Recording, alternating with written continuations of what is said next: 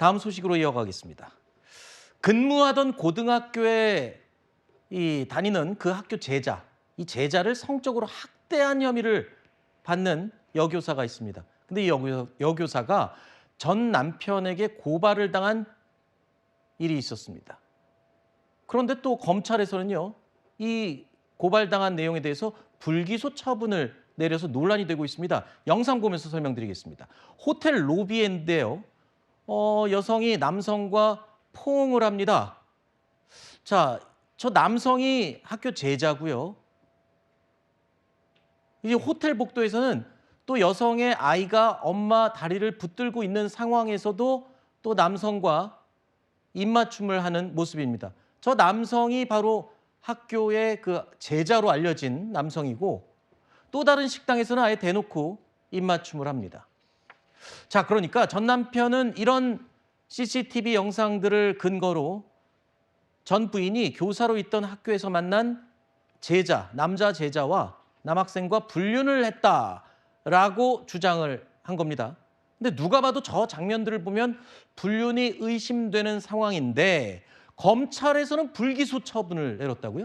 그렇습니다. 일단 전 남편이 아동학대로 고소고발건, 그러니까 본인의 자녀에 대한 아동학대이다. 그리고 이 남학생에 대한 부분도 학대이다라고 고소고발해서 사건이 진행이 됐는데 최종적으로 검찰에서는 증거 불충분하다라고 해서 혐의 없음 처분을 한 것으로 알려지고 있고 특히 이제 고소고발의 피의자들이 우리가 부적절한 성적인 행위를 한 것이 없다라고 부인을 한 상황으로 알려지고 있고 고소인 측에서 CCTV 장면이라든가 호텔 예약 내역을 제시했지만 이것만으로는 이 만 18세 미만의 아동에게 성적으로 좀 부당한 행위를 했다라고 보기가 어렵다는 게 수사기관의 판단한 것으로 알려지고 있고요.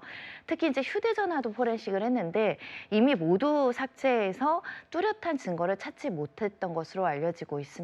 아, 그러면 아까 그 여자의 다리를 잡고 있던 그 아이는 그 여성의 아이고요. 근데 그 상태에서 그 학교 제자로 알려진 남학생과 이 부적절한 행동을 하는 게 CCTV에 나왔어요. 식당에서도 입맞춤하는 모습이 보였고. 하지만 그런 것들이 아까 그러니까 법적으로 어떤 관계, 깊은 관계가 있었다는 것을 입증할 만한 증거는 안 된다. 변호사님이시니까 저 정도로는 입증이 안 되는 게 맞나요? 일단 검찰은 상당히 의심스러운 정황이 있다라는 점은 항의를 했습니다. 근데 우리 아동학대 관련 법에서 아동이라는 것은 만 18세 미만을 이야기하는 것이거든요. 그러니까 이 제자가 만 18세 되기 전에 어떠한 구체적인 성적인 행위가 있었는지를 명확하게 확인해야 되는데 아하. 이 아내 측과 그 제자 측에서는 호텔에 간 것은 맞지만 짐을 들어 주었을 뿐 아이랑 엄마만 자고 제자는 들어가지 않았다. 어떠한 성적인 접촉이 없었다는 거고요.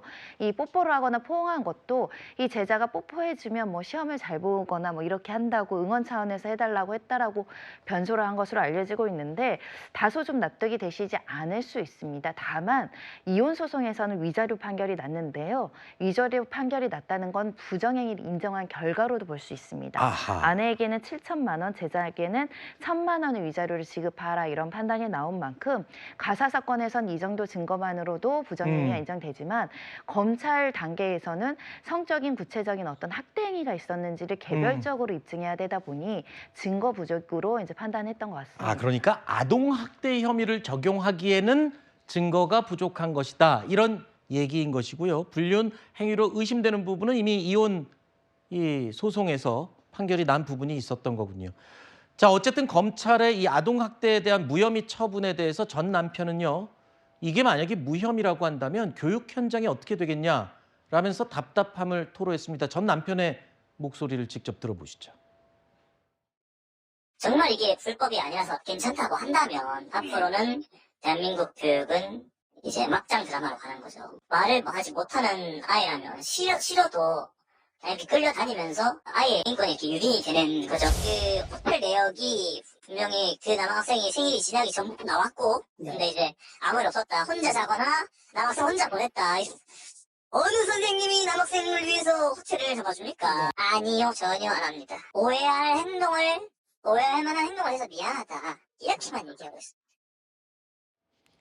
지금 얘기 내용을 더 들여다보니까 전 남편 측에서는 불륜 입증하겠다면서 제자 DNA로 보이는 단서도 나왔다. 뭐 이렇게까지 얘기를 했네요. 일단 저 전 아내 측에서는 어떻게 주장을 하는 겁니까? 전 아내 측에서는 일단은 본인은 구체적인 어떤 이런 부정행위에 대해서 인정할 수 없다라고 이야기를 하면서 뽀뽀나 포옹 같은 경우는 제자로서 응원한 마음으로 이제 가볍게 대하고 친밀하게 지내는 과정에서 일어났던 일이라고 주장을 하는 것이고요. 네.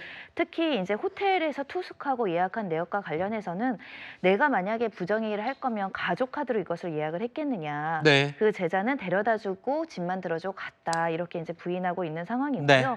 원래 남편과는 관계회복이 좀 그 관계가 좋지 않았다 그런 네. 취지로도 주장을 하면서 학생들과 스스럼 없이 지내온 것에 대해서 그럼에도 불구하고 이런 오해나 이런 부분이 의혹이 제기된 부분에 있어서는 깊이 후회하고 있지만 결코 부정행위를 하지 않았다는 입장입니다. 알겠습니다. 혹시라도 이 전 부인 측에서 이견이 있거나 반박할 부분이 있으시면 저희 뉴스에일 라이브에 연락을 주시면 저희가 적극 반영해서 반론 또는 반박 의견을 전해드리도록 하겠습니다.